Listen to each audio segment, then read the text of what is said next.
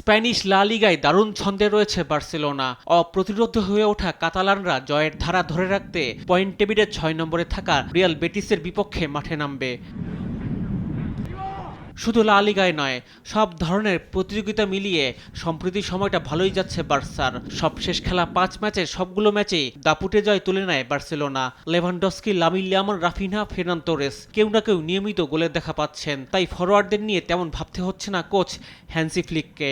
মাঝে Pedri, De ইয়ং আর রক্ষণে কুন্দে, এরিক গার্সিয়ারাও আস্থা দিচ্ছে কাতালান ডাগআউটে।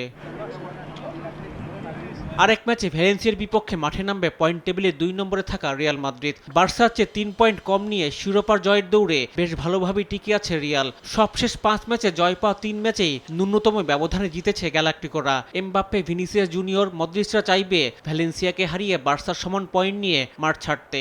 ইনজুরির কারণে এই ম্যাচেও খেলা নিয়ে শঙ্কা রয়েছে গোলরক্ষক থিবো কোর্তোয়ার।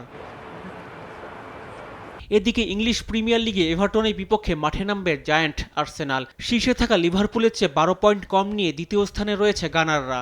শিরোপা জয়ের দৌড়ে অনেকটাই পিছিয়ে তারা। সবশেষ ৫ ম্যাচের এক ম্যাচও হারেনি আর্সেনাল। জয় রয়েছে ৩ ম্যাচে। ইনজুরির কারণে বেন হোয়াইট ও টিম্বারের খেলা নিয়ে শঙ্কা রয়েছে। এভারটনকে হারিয়ে লিভারপুলের সঙ্গে পয়েন্ট ব্যবধান কমানোর লক্ষ্য নিয়েই মাঠে নামবে আর্সেনাল। রিফাত আঞ্জুম, দেশ টিভি, স্পোর্টস ডেস্ক।